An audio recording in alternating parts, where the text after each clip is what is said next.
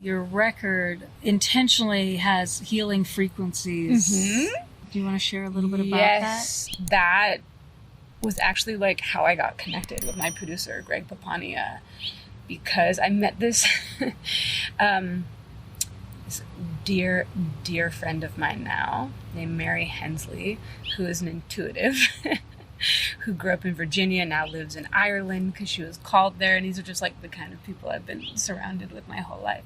So she and I were chatting, and she starts talking about this, like, she like was in a car crash and she was in her 20s and she died and came back. And afterwards she could see the world in frequencies. And I was like, I'm loving this. I'm loving everything about this. And so she told me she got connected to this guy, Greg Papania. And together they made an album that's on Spotify also.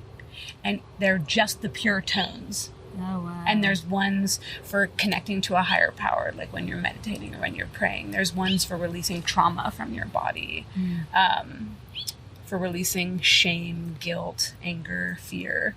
And so I was just mesmerized by this idea of frequency, because when science and spirituality and magic like prove one another, it's just like, I'm wet. I love it. And so I got connected with him under the basis of making the entire album as like a healing modality. Very cool.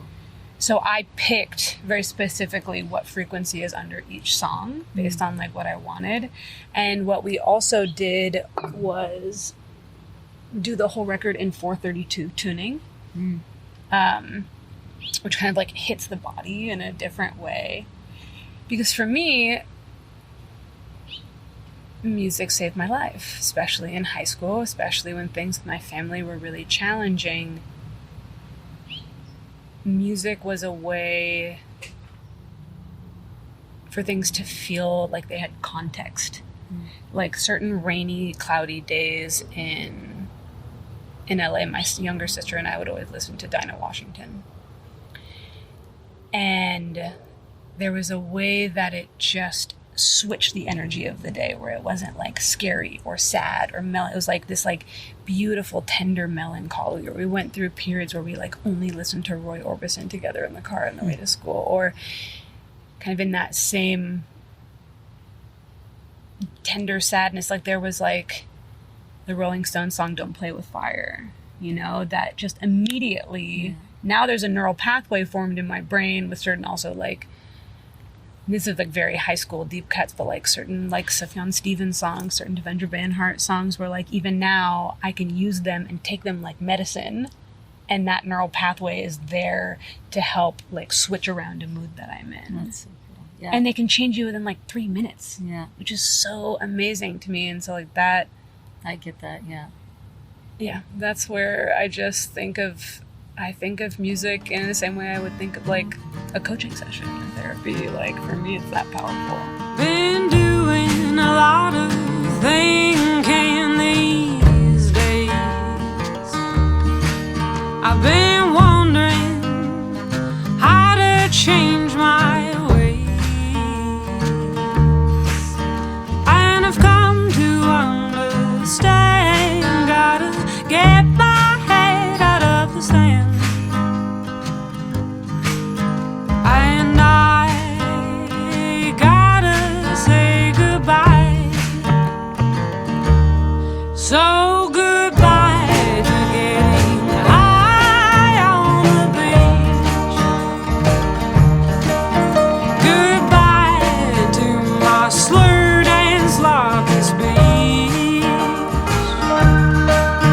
Goodbye to chemical relaxation. Goodbye to self-annihilation.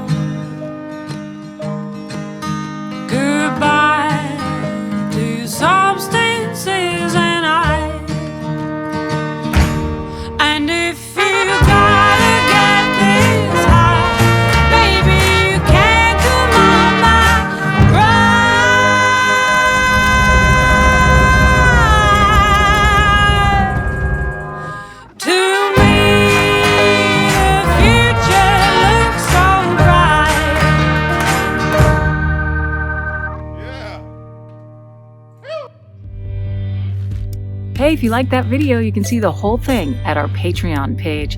That's right, just hit the link that you're seeing on the screen right now, and it'll take you there. And you can become a patron today and help us keep launching new artists and bringing left of center art and activism to a wider audience. And can't wait to see you soon.